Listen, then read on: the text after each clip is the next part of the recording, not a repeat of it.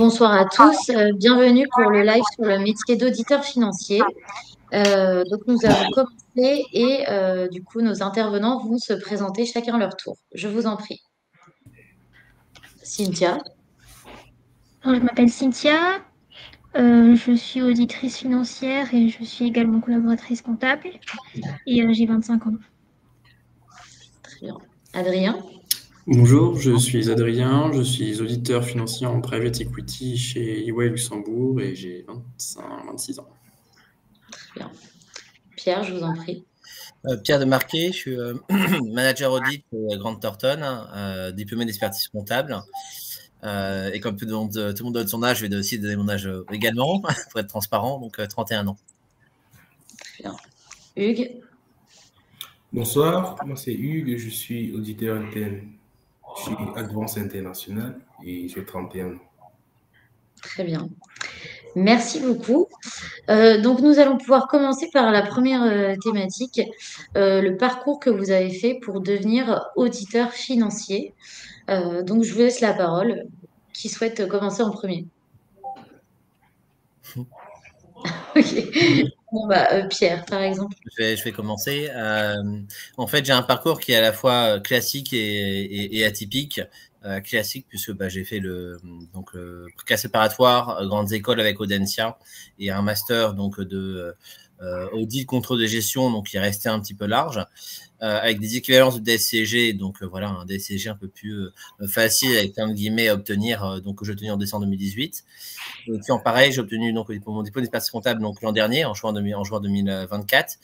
Pour autant également atypique, parce que je suis passé également par Sciences Po, par le prépa ENA. J'ai tenté les concours administratifs. En fait, donc c'est du coup ça conduit à ce qui est du coup finalement un profil plutôt assez, je dirais, riche. Après, ce qu'il faut retenir, c'est qu'il y a quand même plutôt une complémentarité dans les parcours. On voit dans nos cabinets qu'il y a des profils qui viennent quand même de, je dirais, de partout, hein, de soit d'université ou d'ailleurs.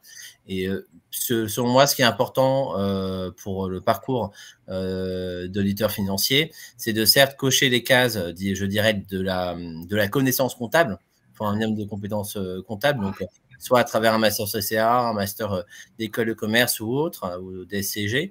Il faut également l'expérience professionnelle, donc bien souvent, les auditeurs financiers ont d'abord une première expérience en stage ou en alternance, même en CDI, même d'ailleurs avant en CDI, donc en comptabilité, contrôle de gestion, pour voir également l'autre partie, donc l'auditeur financier plutôt côté du coup client. Et donc parfois, je dirais, dans les éléments du parcours auditeur financier, tout n'est pas qu'une question de case à cocher. Ce qui est important également, c'est l'analyse critique, la prise de recul, l'esprit critique. Et donc ça, c'est plutôt des traits de personnalité. Très bien. Merci beaucoup.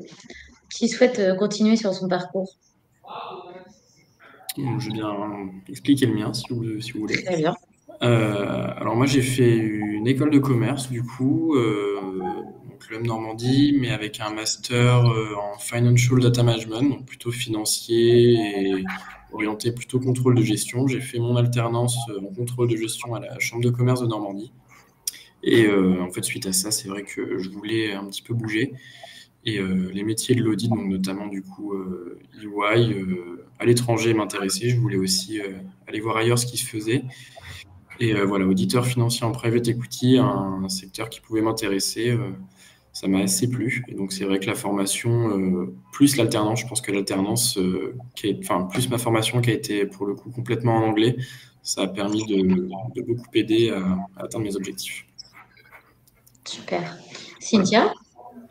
Alors moi, j'ai un parcours assez atypique. Tout comme Pierre, j'ai fait de la science politique. J'ai fait de la science politique où j'ai validé mon master en relations internationales et notre master en humanitaire et développement.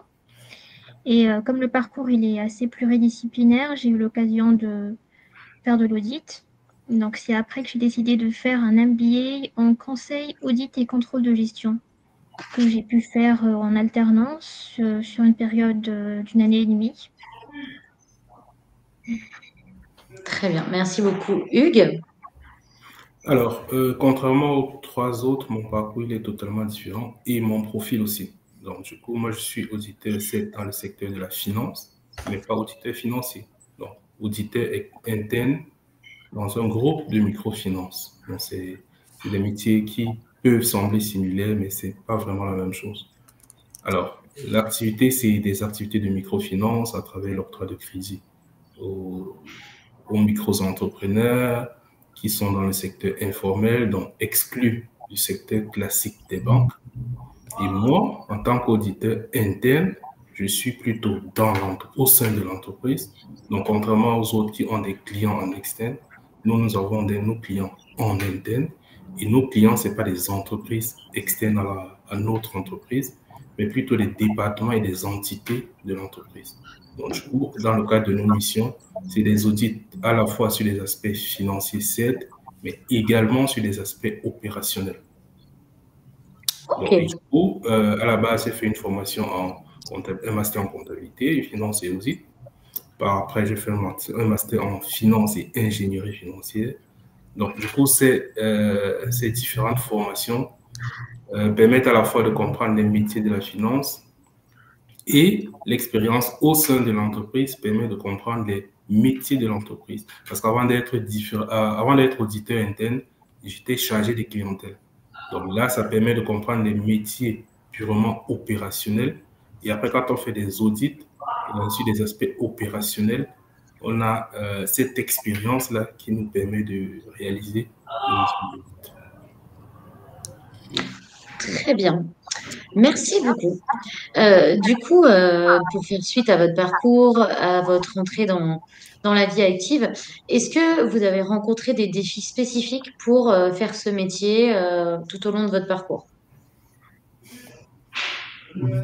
Alors, ce que je peux dire, c'est, oui, vu que je me présentais, je vais continuer. En termes de défis, il y en a beaucoup. Il y en a beaucoup. Pourquoi? Parce que c'est un métier pluridisciplinaire, l'audit interne, un peu différemment de l'audit externe. Pluridisciplinaire dans le sens où on est amené à auditer plusieurs activités, plusieurs processus qu'on ne réalise pas au quotidien. Donc, du coup, ça demande une très grande ouverture d'esprit, beaucoup de connaissances sur des métiers qu'on ne pratique pas au quotidien. Donc, typiquement, on a des plans d'audit annuels qui incluent plusieurs processus. Ça peut être la finance, ça peut être les ressources humaines, ça peut être la logistique. Donc, du coup, le principal challenge, c'est de pouvoir comprendre rapidement ces processus et les auditer. Et le deuxième élément qui est le plus challengeant pour moi, et c'est d'ailleurs ce qu'on vit au quotidien, c'est le relationnel. Donc, c'est un métier qui demande beaucoup de diplomatie, puisqu'on est en contact avec beaucoup de personnes qui sont des clients et nos collègues en entreprise. Donc, du coup, la difficulté, c'est très souvent de se faire comprendre, vu qu'on a une casquette de policier, et ça demande beaucoup de tact dans la discussion, dans les échanges avec les gens. Donc, ça, c'est les deux principaux challenges que moi, je peux, ou alors que j'ai observé jusqu'à ce jour dans ce métier. Ok, super. Merci beaucoup, Hugues. Qui souhaite parler des défis rencontrés, que ce soit dans votre parcours ou dans votre métier actuel ou lorsque vous êtes arrivé dans le monde du travail?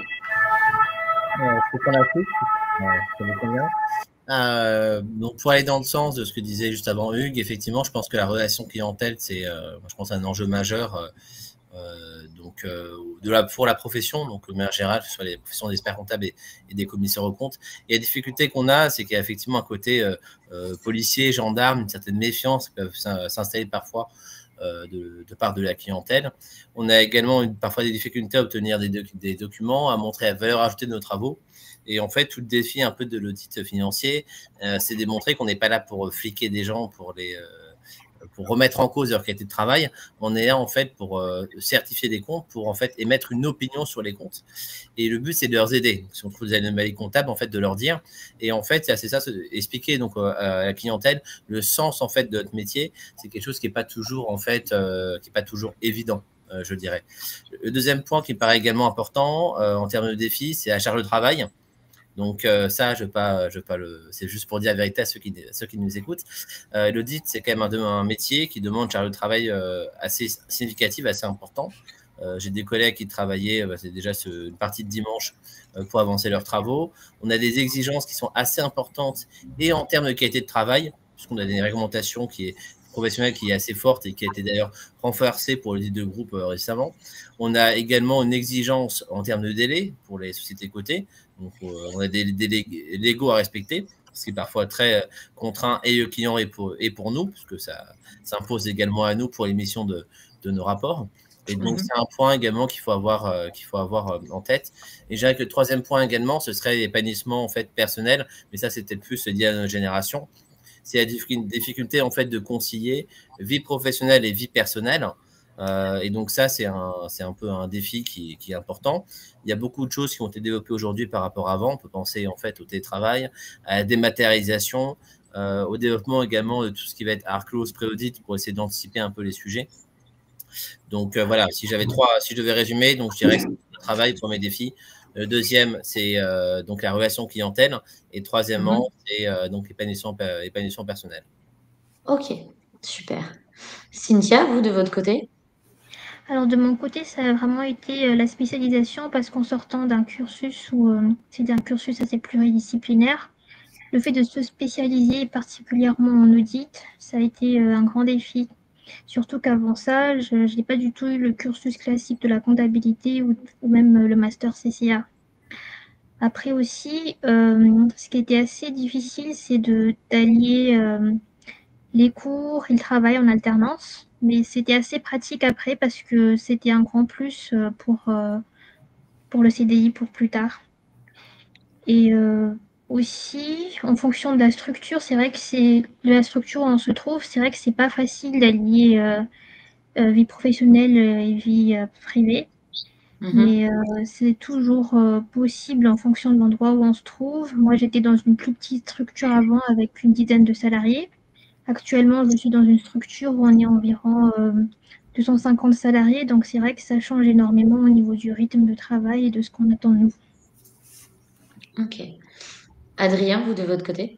Moi, j'ai rencontré à peu près les mêmes défis que les autres intervenants, c'est-à-dire la charge de travail, on va dire, qui peut faire un petit peu peur. Alors moi, je venais du contrôle de gestion, d'une petite structure. On était environ 300 ETP, il me semble, quelque chose comme ça, 200 ETP. Donc arriver dans une grosse structure comme EY qui est très décentralisée, qui fonctionne globalement avec très vertical, on va dire, où on est plus de 2000, il me semble, au Luxembourg. Donc ça fait quand même un gros choc, une grosse différence.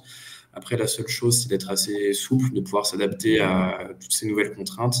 Ces contraintes, comme disait Pierre, de délai, de charge de travail. Quand on arrive, c'est un métier assez saisonnier quand même, on va dire. Les périodes d'audit sont courtes. Donc voilà, c'est différentes choses auxquelles il faut être prêt, auxquelles il faut s'attendre. Et puis être capable de s'adapter, on va dire, c'est des choses, être capable de s'adapter à de nouvelles contraintes, surtout si l'on vient d'un métier ou d'un cursus pas forcément d'auditeur. Très bien. Merci beaucoup pour ce retour. Un autre sujet qu'on souhaitait aborder, c'est les différentes structures dans lesquelles vous avez pu travailler tout en étant auditeur, pour voir un petit peu la différence entre petite, moyenne et grosse structure. Qu'est-ce que ça change sur votre métier aujourd'hui? Donc voilà, qui souhaite s'exprimer en premier sur ce sujet-là? Je donne la parole. Pierre, je vous en prie. Très bien. En plus, dans mon cas de figure, donc je n'ai pas évoqué précédemment, mais j'ai travaillé d'abord chez Calis, qui est un petit cabinet situé dans le 8e arrondissement. Alors, il ne faut pas dire petit et grand cabinet, c'est quelque chose qui est presque un peu parisien, microcosme, disons. 50% aujourd'hui des cabinets en expertise comptable en audit sont des structures de moins de 10 salariés. Donc, quand on parle de petits cabinets avec 150 salariés, c'est quelque chose qui paraît un peu déconnecté en fait du réel. Mais disons que dans une structure plus petite, il y a potentiellement une moindre charge de travail, parce que moi, dans mon cas, ils avaient moins de mandats. C'est-à-dire qu'il y avait quand même du fait de saisonnalité, mais qui était moins prononcé que chez Grant Thornton ou que dans un grand cabinet. J'avais également fait un stage de Deloitte, dont j'avais bien vu auparavant le différentiel. Pour autant, dans un petit cabinet, il y a plus de facilité donc pour prendre plus de responsabilités plus vite. c'est-à-dire notamment en audit financier. Quand j'étais du coup junior en petit cabinet, je réalisais en fait toute la mission, de l'aide de mission jusqu'au rapport, alors qu'un junior dans une grande structure n'aurait fait que finalement la partie travaux d'audit pur et pas l'ensemble de la procédure. Donc, ça permet en fait de monter donc davantage en responsabilité, d'avoir potentiellement accès à un peu plus de missions variées. Donc, ce que j'ai pu faire à ce moment-là, pas seulement du commissariat aux comptes, donc de l'audit financier, mais également du commissariat aux apports, à la transformation, audit d'acquisition, évaluation d'entreprise. C'est des choses que je n'aurais pas forcément pu faire dans un grand cabinet ou vraiment à la marge si je m'étais un peu spécialisé dans le domaine. Donc, c'est un peu l'avantage. Je dirais quand même, et pour contrebalancer tout ça, donc mon expérience chez Grant Thornton depuis 3 ans me montre quand même qu'on a une méthodologie, une rigueur qui est un peu plus forte dans les grands cabinets, ce qui permet parfois de pouvoir, et des outils plus on va dire, avancés dans lequel il y a eu plus d'investissement, qui peuvent en fait nous permettre de sortir parfois des travaux de plus forte qualité, notamment au niveau des sélections, tout ce qui va être utilisation de bases de données, donc également. Donc, c'est des points pour réduire en fait l'ampleur de nos tests. Donc, c'est des points également sur l'aspect contrôle interne où parfois il y a des départements un peu spécialisés, audit IT, audit contrôle interne. Donc, on a davantage, disons, finalement de moyens. Pour autant, les structures auditées sont bien plus importantes. Donc, je dirais en fait que les deux, que ce soit petit ou grand cabinet, ont, disons, des avantages. Donc après, moi je conseille souvent de commencer par une plus petite structure pour gagner rapidement en fait en responsabilité au début. Donc après, à chacun de voir s'il convient le mieux selon sa personnalité, également selon son plan de carrière. Ok, super. Cynthia, vous de votre côté? De mon côté, moi j'ai toujours travaillé en cabinet. Donc en premier lieu dans un petit cabinet avec une dizaine de personnes. Et ensuite, en ce moment, sur le cabinet dans lequel je travaille, on est environ une 50aine de salariés sur chaque site. On est répartis sur 4 sites. Et c'est vrai qu'en fonction des mandats qu'on a, en changeant de cabinet, c'est pas du tout la même charge de travail. Même si à côté, on a toujours des logiciels pour nous aider, plusieurs outils mis à disposition des collaborateurs. Mais c'est vrai que la structure, c'est pas en fonction de la taille du structure qui définit la charge de travail qui nous est allouée juste après. Ok, très bien. Hugues, vous de votre côté? Alors moi, toute ma carrière, c'est dans le même groupe, mais sur 2 entités juridiques différentes. Donc actuellement, je suis au siège du groupe et qui est constitué sous forme de bureau d'études. Donc le bureau d'études, c'est quoi? C'est plus du développement méthodologique. Donc tous les outils qui sont utilisés pour les missions d'audit dans nos filiales sont conçus ici au siège à Paris. Par contre, avant de rejoindre le siège, j'étais en filiale. Et là, c'était vraiment des audits opérationnels. Donc, on faisait des missions d'audit au sein des différentes entités de l'entreprise et à l'issue desquelles on émettait des recommandations. Donc, la configuration est totalement différente entre qu'on soit au niveau du siège où c'est vraiment du développement méthodologique ou qu'on soit en filiale où c'est vraiment des audits opérationnels, des missions qu'on réalise pour nos différents clients en interne. Ok, super. Adrien, vous de votre côté? Ouais, moi de mon côté chez EY, du coup, beaucoup plus grosse structure où là c'est des outils qui sont communs, je pense, à tous les auditeurs de chez EY dans le monde. Donc c'est des process qui sont très standardisés pour chaque secteur d'activité. Donc en private equity, on a toute une liste de formulaires, de documents à remplir, ce qui est très standardisé, ce qui permet aussi d'avoir un suivi d'une année sur l'autre, mais aussi d'avoir un suivi entre différents clients, on va dire. Donc c'est assez intéressant. Après, voilà, il y a toujours cette chose de très grosse structure qu'il faut avoir dans un coin de sa tête, mais je veux dire si c'est un avantage ou un désavantage, je pense que ça dépend vraiment de chaque mandat et de chaque client en réalité. Ok, Voilà. super. Oui. Je me permets, Florence. Oui, allez-y, Pierre. Pour compléter en fait ce que disait Cynthia, qui me paraissait quand même important, c'est qu'en fait il faut voir un peu au-delà en fait, je dirais des structures et des brand names et des noms. disons. En fait, l'importance, parce qu'il ne faut pas qu'on passe à côté de ce sujet, l'importance, en fait, c'est les missions qu'on réalise à l'intérieur, c'est-à-dire les dossiers qui nous seront alloués. Donc, quand vous êtes dans une grande structure, selon le dossier qui vous sera alloué, vous ne ferez pas forcément le même métier. Moi, dans mon portefeuille, j'ai une SAS qui fait 200K de chiffre d'affaires, qui fait que de la location gérance. J'ai une autre entité qui va faire 20 milliards d'euros de chiffre d'affaires et qui sera dans le carburant. Donc, le métier est absolument pas même, en fait.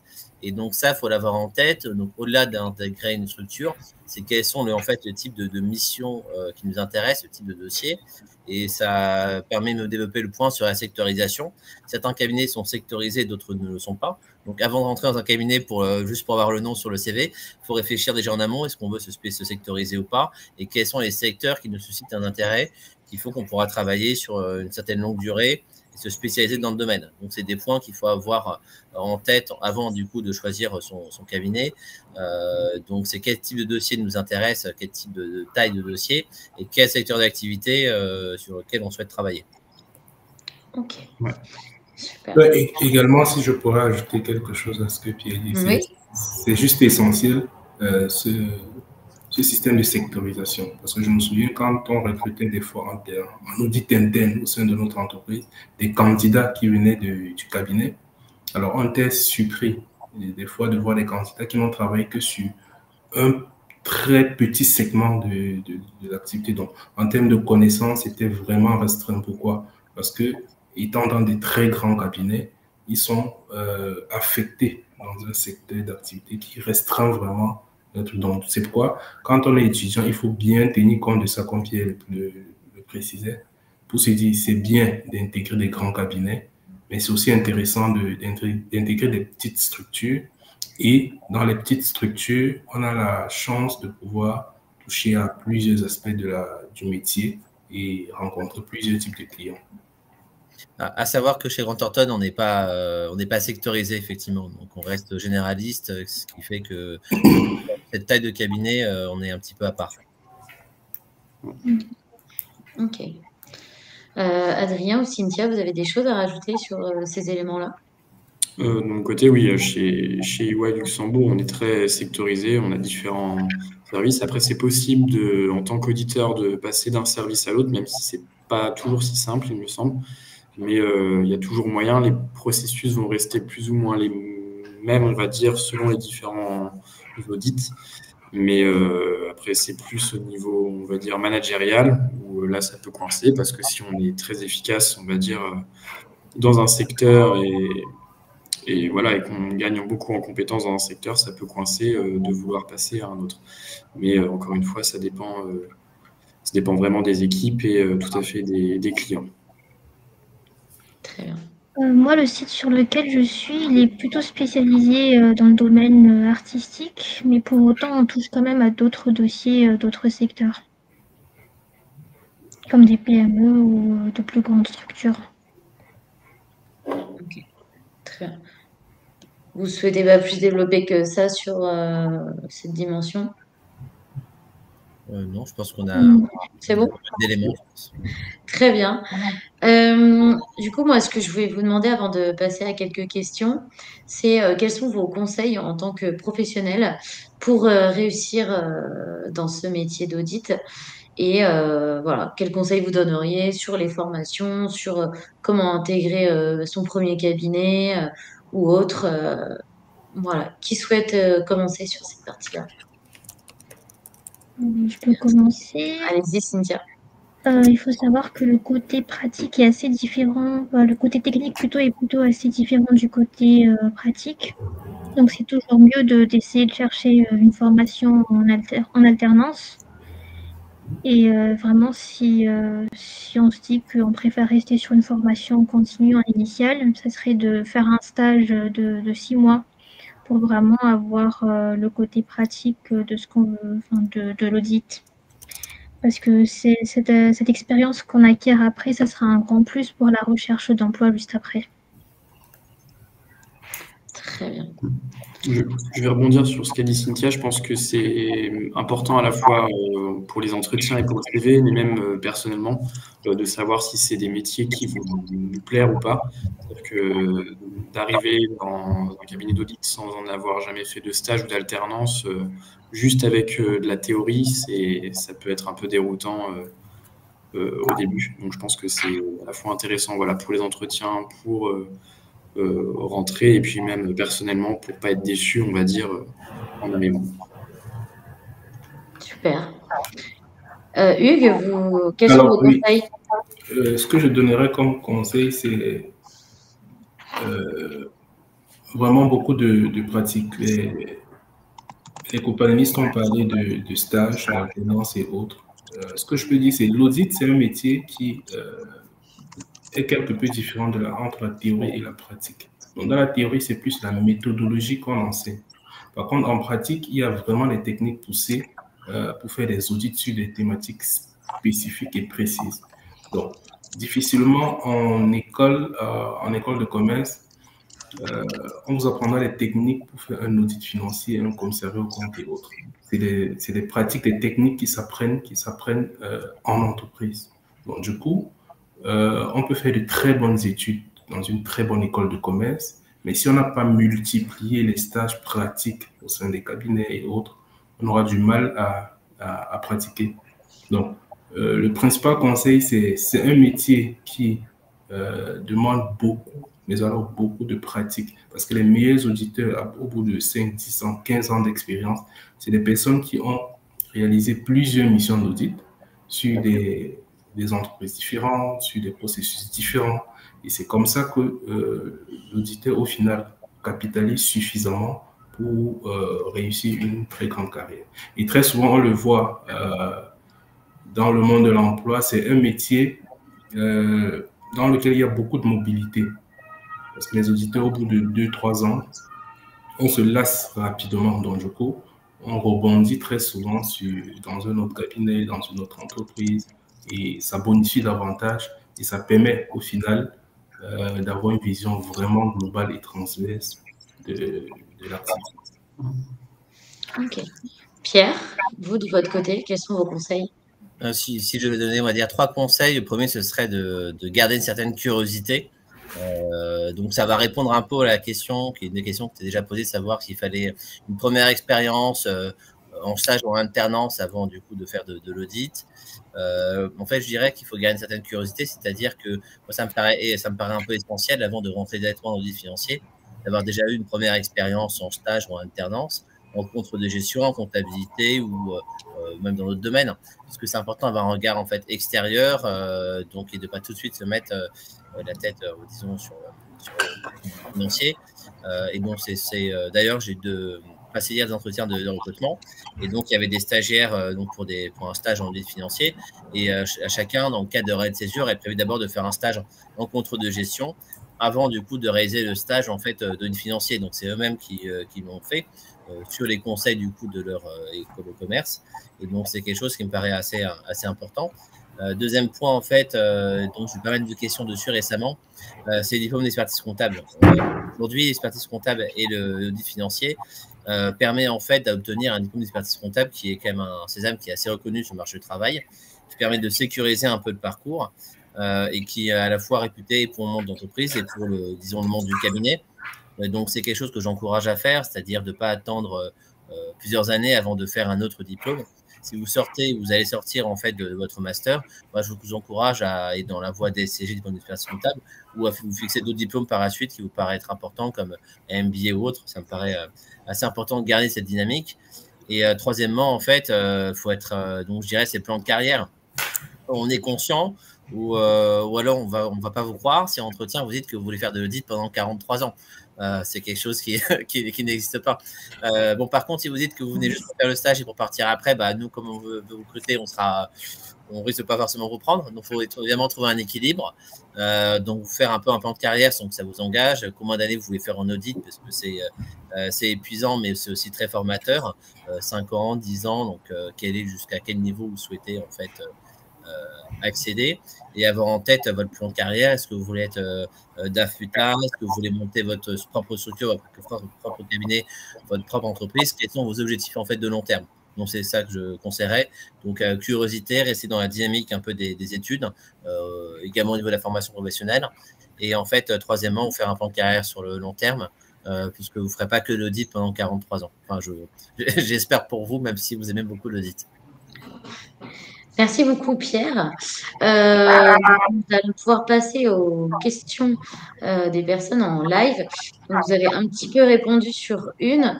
Donc, il y a Ajar qui nous demande, pour intégrer un grand cabinet d'audit en tant qu'auditeur financier débutant, est-ce qu'il est absolument nécessaire d'avoir une première expérience en stage ou en alternance?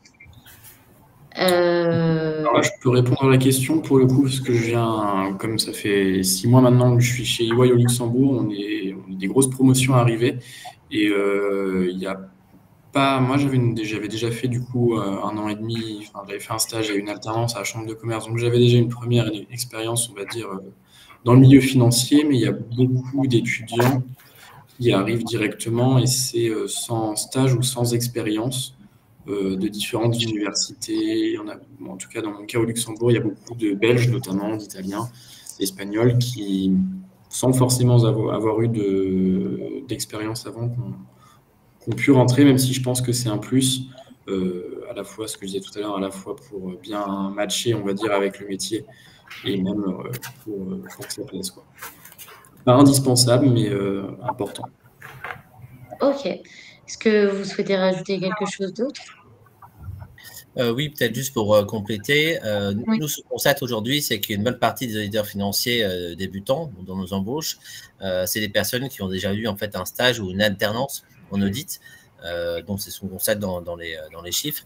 Après, pour autant, donc notamment parce qu'on a des personnes qui ont été alternants déjà chez Grant Thornton, et c'est des alternances qui ont été transformées par la suite donc en CDI.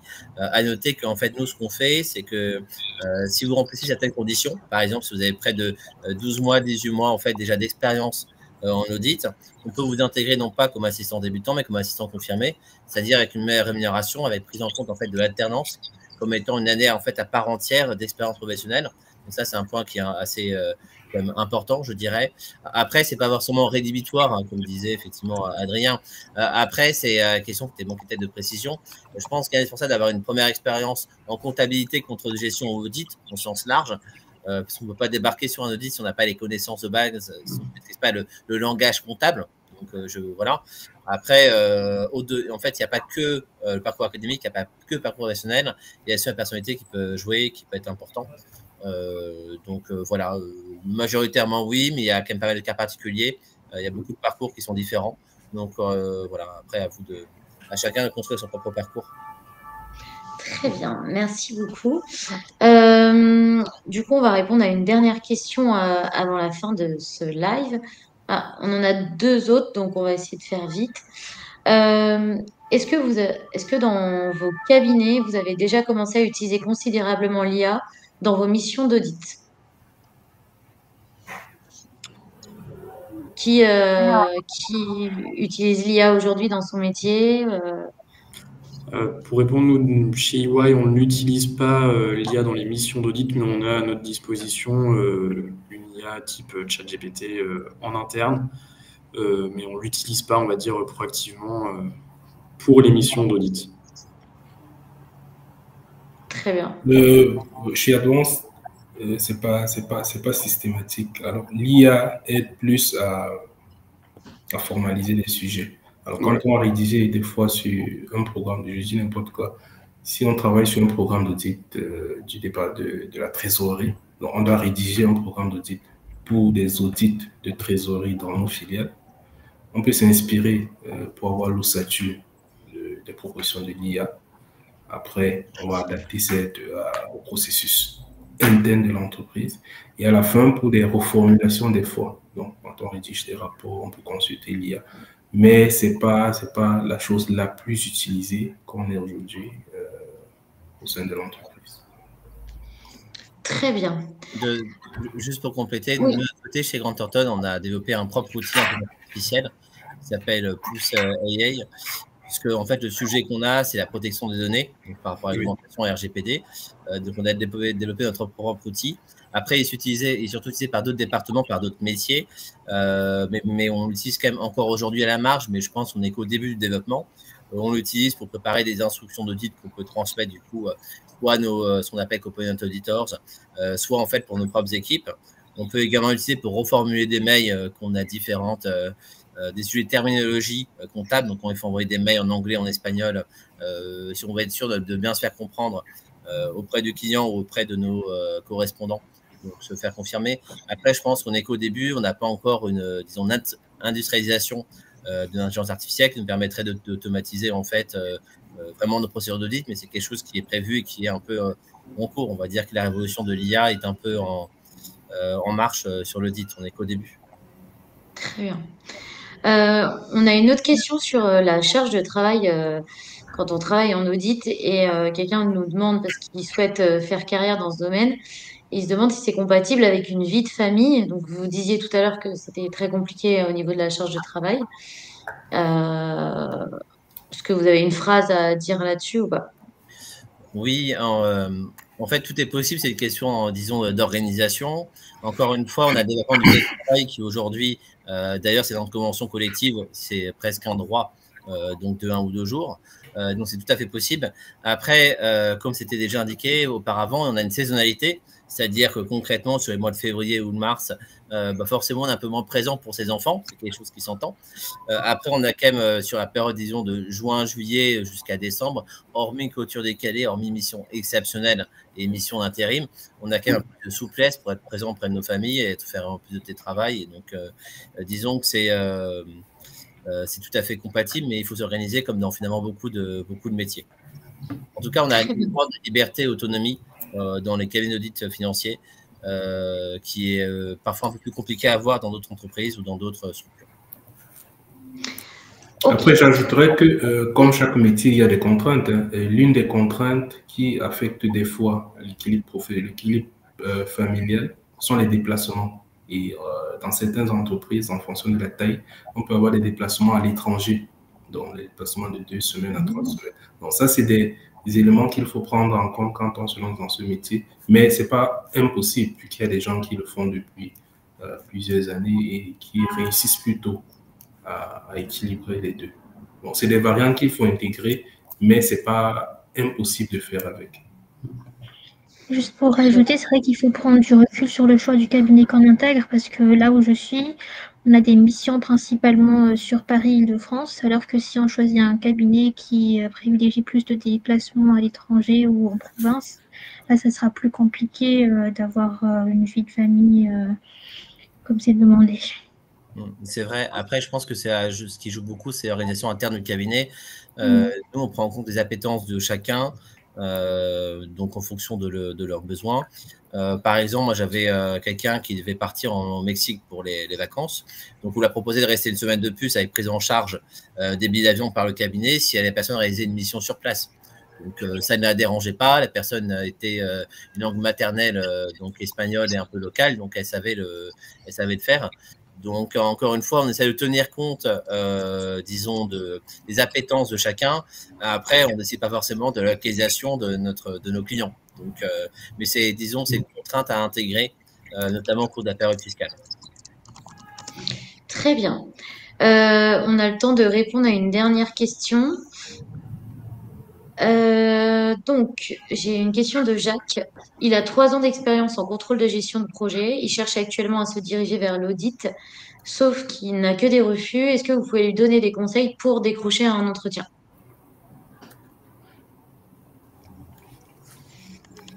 Alors moi, je connais plutôt un cas inverse où la personne a plutôt fait de l'audit et voulait se diriger vers le contrôle de gestion.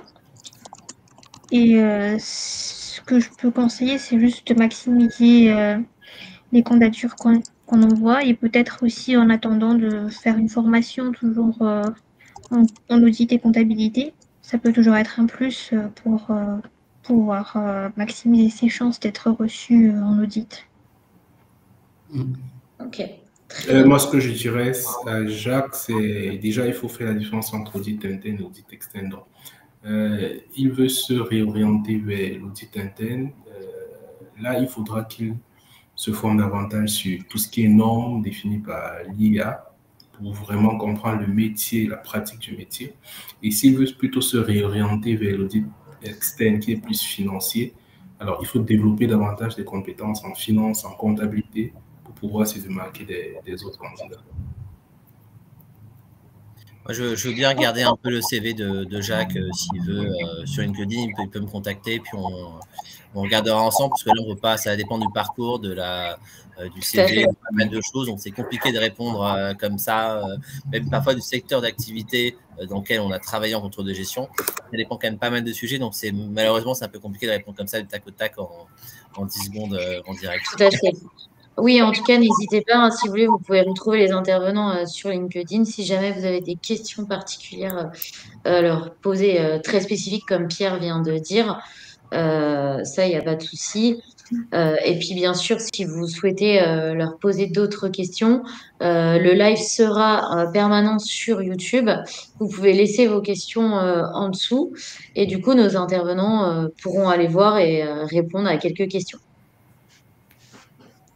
Donc voilà, vu l'heure, malheureusement, on ne peut plus prendre de questions. Donc le live va se finir. Merci à tous en tout cas d'avoir participé. Et du coup, à bientôt et bonne continuation. Merci, bonne soirée.